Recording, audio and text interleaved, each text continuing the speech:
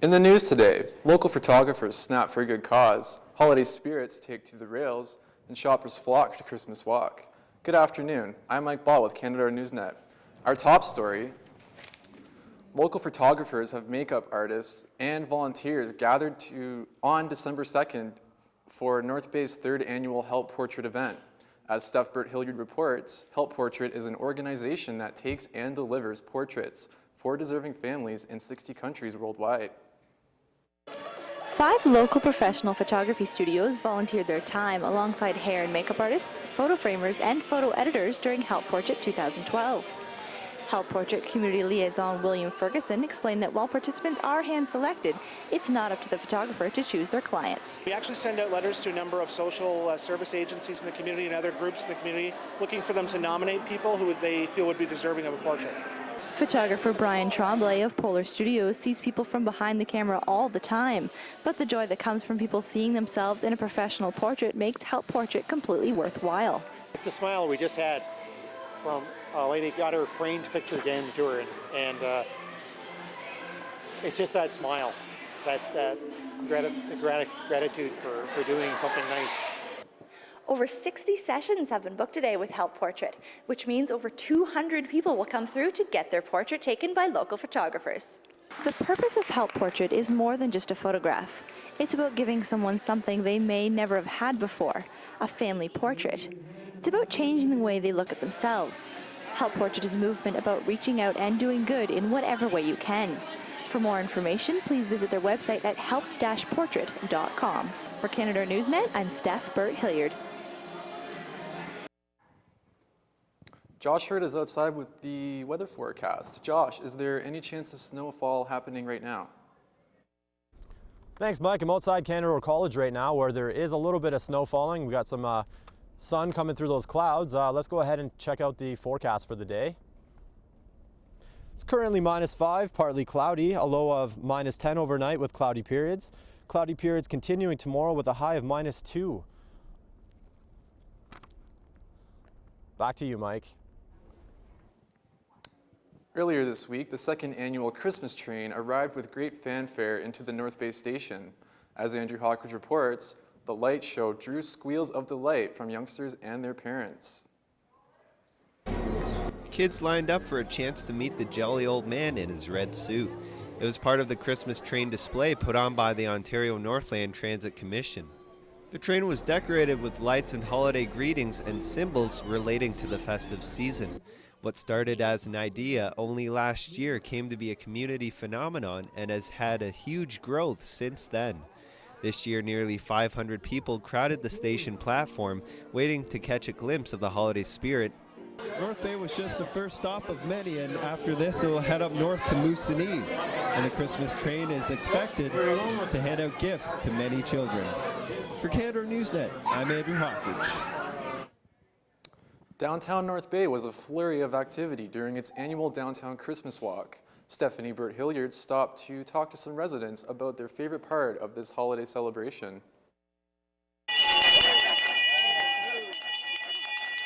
City sidewalks really were dressed in a holiday style, and there was a definite feeling of Christmas in the air during North Bay's 24th annual old-fashioned Downtown Christmas Walk.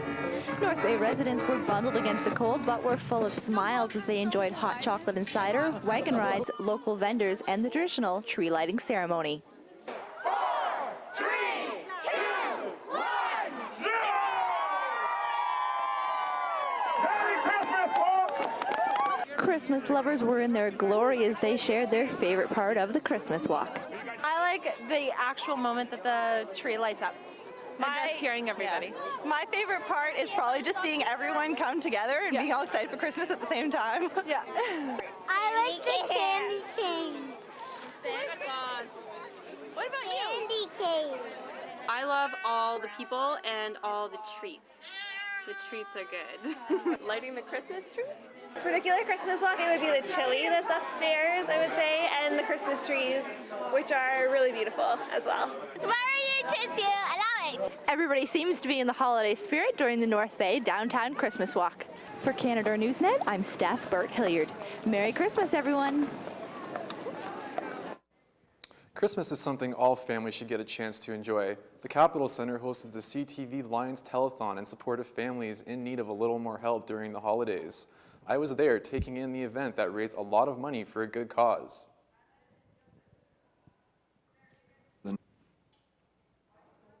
Families from all over the North Bay area gathered at the Capitol Center for the CTV Lions Christmas Telethon, an all-day event geared towards raising money for families who are in need of a better Christmas. 30 acts took to the stage with entertainment for hours on end. Business administration student Melanie Garvey explains how the telethon helps families in the Blue Sky region. With all the money and the proceeds, we make the families in the community have a better Christmas, so food and like toys and everything. So all the money that's collected and donated today will make Christmas better for someone in need.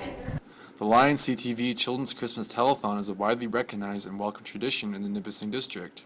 For over 50 years, the telethon has raised money to provide presents and food for needy families in the community. Last year, over 500 children had a better Christmas because of the telethon. The North Pole's very own Santa Claus explains what makes telethon so heartwarming. Telethon helps the families of North Bay by giving to those that might not have such a nice Christmas otherwise. And anything that we can do to help with the bringing in of funds, toys, gifts for those needy children, it sure makes my job a lot easier. The annual Capitol Center Christmas Telethon brings charity to families in need in North Bay of a better Christmas. For Canadore Newsnet, I'm Mike Ball. A mock refugee event was held in the main cafeteria this week. Some Nipissing University students volunteered to be locked up in the school for a night. The event was to show support of refugees. As Anthony Kellner reports, students stayed on campus from 12 noon Thursday to 12 noon Friday. Students and other members of Nipissing University were able to sign up to stay on the campus for a full 24 hours in order to symbolize how refugees cannot leave the refugee camps. It is a mock refugee camp, so what it is about is the student refugee program. And the student refugee program, every student pays $2.50 that goes to the student refugee program through their tuition.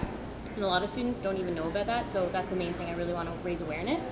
And by setting this up, it's better than just having a booth in the hallway, because people are like, oh, I wonder what that's about. They can go around, they can actually read things, so they get a little bit informed. And then people who are staying overnight from 12 today to 12 tomorrow, so 24 hours, they're doing it, so it symbolizes how refugees can't leave the refugee camp because they're restricted to that area. The Campus Mock Refugee Program is not the only event that this school group holds. WUSC, which stands for the World University Service of Canada, has held the International Food Fest here at school for the last 5 years.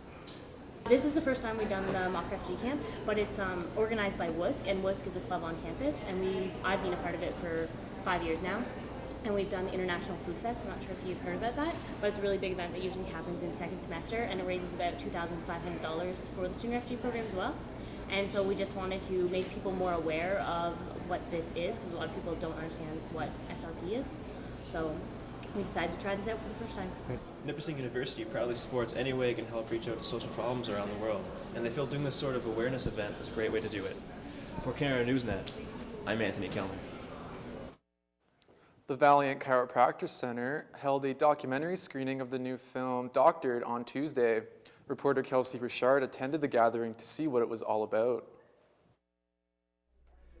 Breathe thoracics.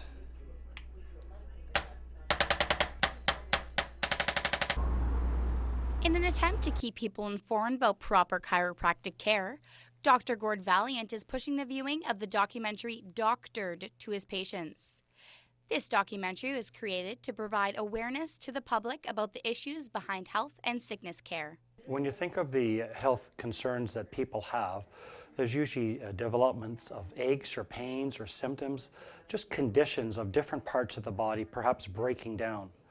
What a lot of people don't understand is that their brain and their nervous system is important for controlling the function of those tissues, and is also very responsible for whether the repair process takes place. Dr. Valiant tries his best to hold healthcare classes whenever he can, on a bi-weekly to monthly basis, in order to keep up awareness in our society.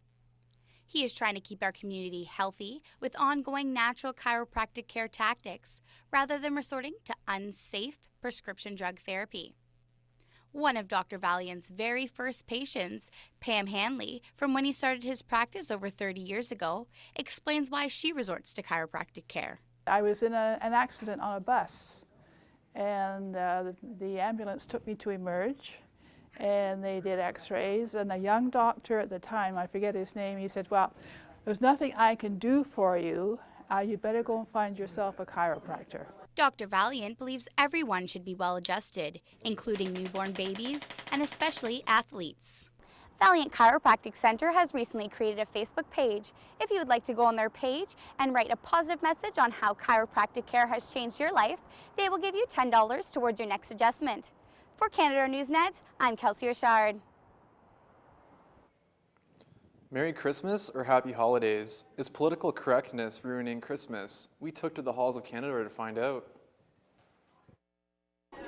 I think there's definitely controversy, but I think that Merry Christmas is since because, I don't know, because most people here celebrate Christmas, it's totally okay to say Merry Christmas.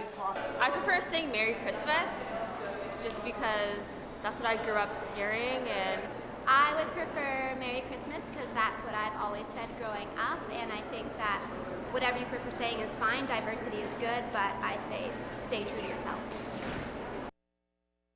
Coming up next, Josh Huard takes a look at the national and local weather forecasts and answers the question, will more snow be coming?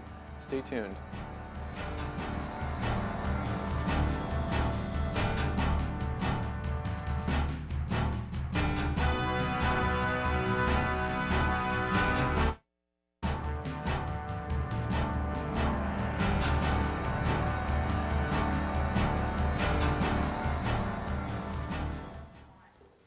Now it's time for a look at our national and local weather forecasts. The snow that we seem to have had has disappeared. Will we be getting more, Josh?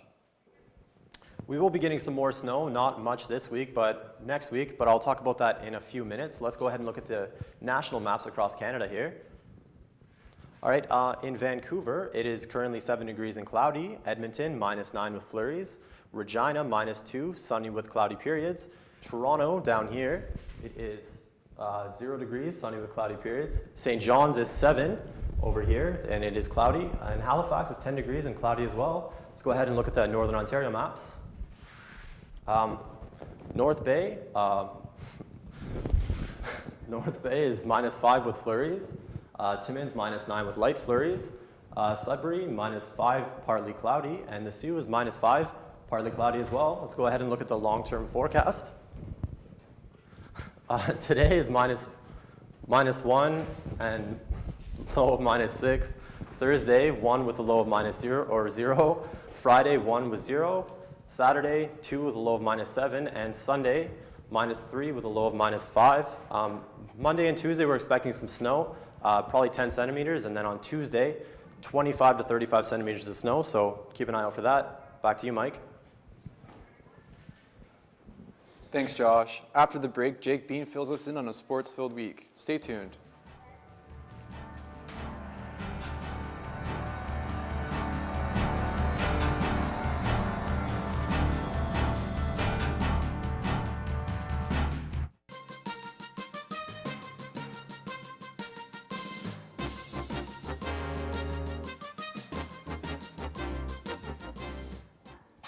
Welcome back to Canadore Newsnet. I'm sitting here with our sports anchor, Jake Bean. Jake, how are the Trappers doing this week? Well, Mike, they actually did very well in a great high-scoring game, which actually redeemed them for one of the losses they've got early in the season that they really shouldn't have gotten. That's great. Yeah, the Trappers played the Elliott Lake Bobcats, one of the NOJHL's lower-ranking teams. But they were the first team to knock off the Trappers in regulation back at the Gardens on Thanksgiving weekend. We go early in the first, Trappers head down the ice with Stephen Longford shooting skate Stegan, a beautiful pass that he puts past Cole and Thomas Graham to make it 1-0 Trappers. Later, the Trappers add to their lead. Brandon Dubchek streaks up the left wing and deflects a shot right off the back of Graham into the net and is now 2-0 Trappers. Trappers goalie Greg Dodds gets into the action as he sends a long pass to Stephen Langford, who blasts one from the point over the shoulder of Graham, putting the Trappers up 3-0. Trappers would have few problems in this game, going on to beat the Bobcats 7-1.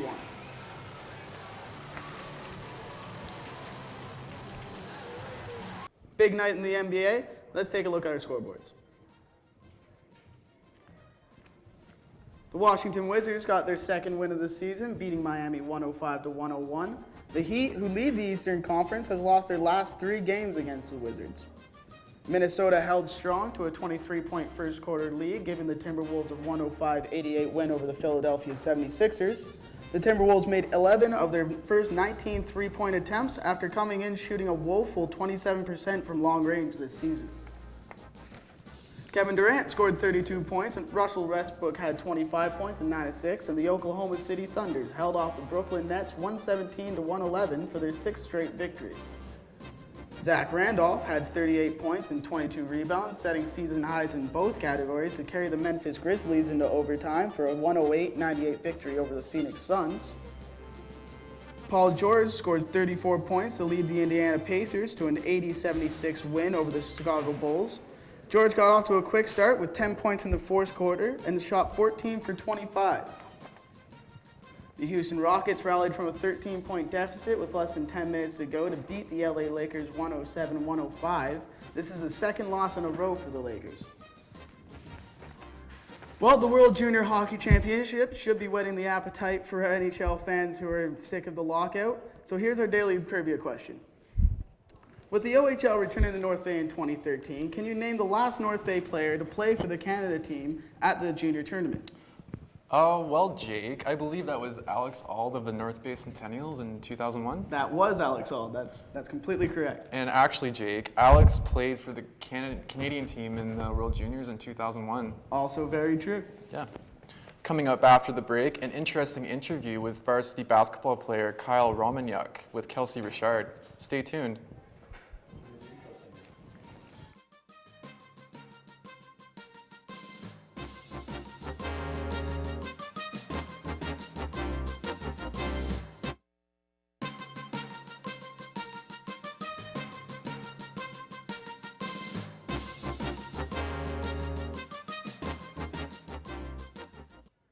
Hello and welcome back. I'm Kelsey Richard and I'm here sitting with Kyle Romaniuk, who is one of our basketball varsity players. Welcome, Kyle. Thank you. So Kyle, what got you interested in playing basketball? I was really tall actually. In grade 7, they had the basketball team for the first time and coach said, why don't you come out? You're pretty tall, we could probably use you, and that's how I got started. Wow, your height. Cool. So how long have you been playing the sport? So I was about 12 or 13 in basketball, so actually not that long compared to a lot of other people. So only about 10 years maybe. Wow. Now, you're on the basketball team. It's the first year they do varsity in 20 years. How do you like your coaches and your teammates so far? Everything's good so far. It's a little bit of an adjustment when you're coming back, especially being off for 20 years. There's a lot